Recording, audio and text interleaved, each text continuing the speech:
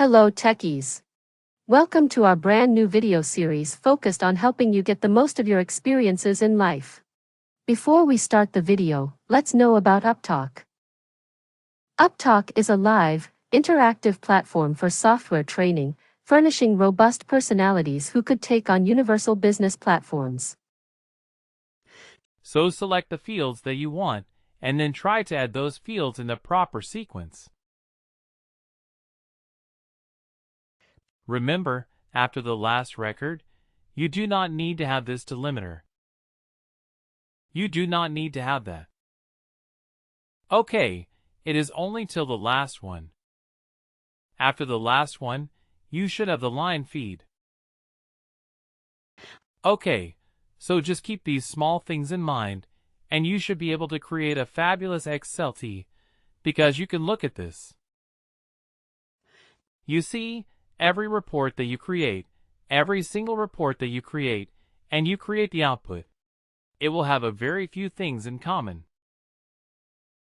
Each record will always be report data/report entry for each and every single report. This will be the case. So you do not need to change the for each loop. That remains as if you do not need to change anything in this section apart from the namespace, apart from this.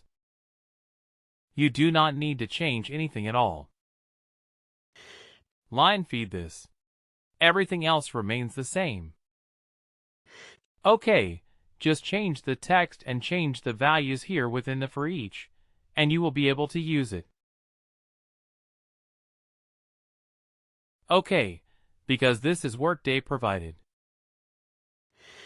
This was given to me as part of my Workday training many years ago. So then, I have been able to use it whenever I face an issue. I always go back to this template for this particular XSLT.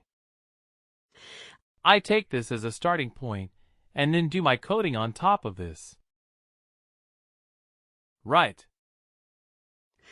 Even now, I keep referring to this XSLT. Okay, so it is not like it is very basic or simple or something. It is very, very practical and very, very useful. So use it, and you will see that you are able to tackle most of the XSLT requirements. Okay, so here you see the file. How is the data looking?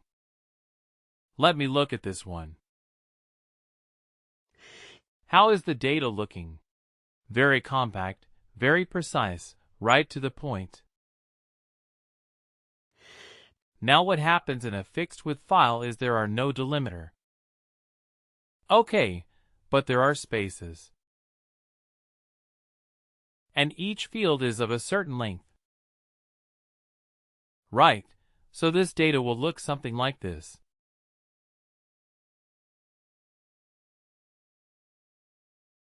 Okay, this data will look something like this. This was the absolutely primitive computer systems. It had this particular way of depicting data. Right, if we look at this particular file. So this is a fixed width file. Okay, so you see, every record is of a fixed width. Right, it varies from record to record, but it is of a fixed width. Okay, so if the data is longer than that. Okay, let's achieve Human Resources Officer. Hyphen. Executive Management. If that is the actual data, what happens to the rest of the file? It goes out of sync, right? But actually what happens? You know, the data gets truncated. The data gets truncated, you see Chief Human Resources Office. It cannot fit. It's supposed to be a big piece of text, but the length that is defined is only this much, so it truncates. So then to fit it, what happens? What do you do to fit it? People might think, okay, let's increase the length of this field even more. Okay, let's keep increasing the length of the field to avoid truncation. So what is the problem that we are getting? Problem is longer data may be truncated. Correct.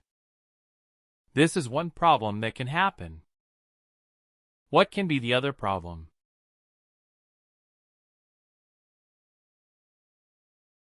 You see how many unnecessary spaces we have.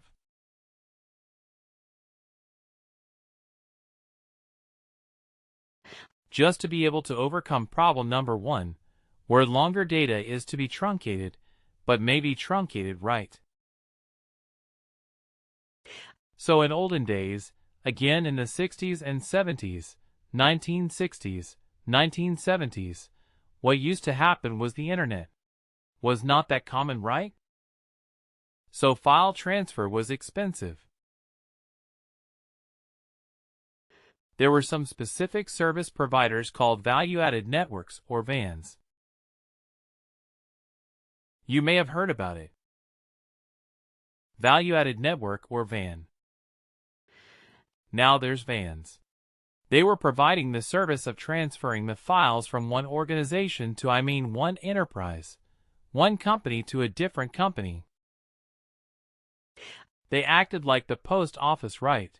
So they had mailboxes. You will put your file there. They will get your file and deliver it to another receiving application. Okay. So these companies used to charge per byte. For each byte of data, they would charge you, right? So like for, let's say, 100 bytes, they will charge you, let's say, 10 cents or something like that. But they're charging you per byte. So if you look at this, you are paying for this.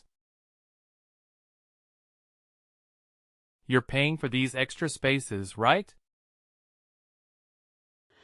If it's a large file, you're paying a lot unnecessarily. Right. So some smart computer engineers thought of this like, okay, what if we have a device away so that the computer knows that this field has ended and a new field has started? So that is how they came up with this idea of a delimiter. You see how compact this file is. Right. The whole objective of creating this compact file was to save on the data costs. Right. But still, you would see some applications are still using this fixed length, maybe some old mainframes. Right? They're very reliable, very robust, but a bit older technology. So you may see that they still use this fixed length format. So, as a consultant, it is good for us to be aware of these fixed length formats. Right. So one problem is longer data may be truncated and a lot of unnecessary spaces, leading to increased file size.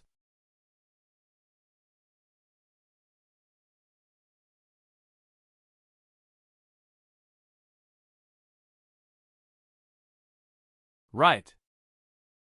But these are the problems with fixed-length files. But otherwise, if you just leave aside these two problems, these files are easier to read.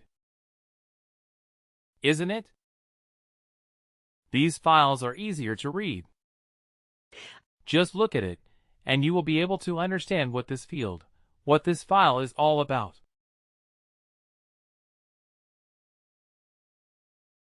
So you may have to deal with this. So in that case you have to OK.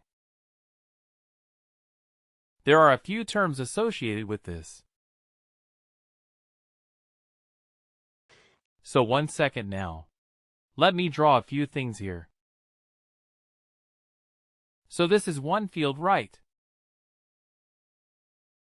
This entire thing is one field. And then this is another field.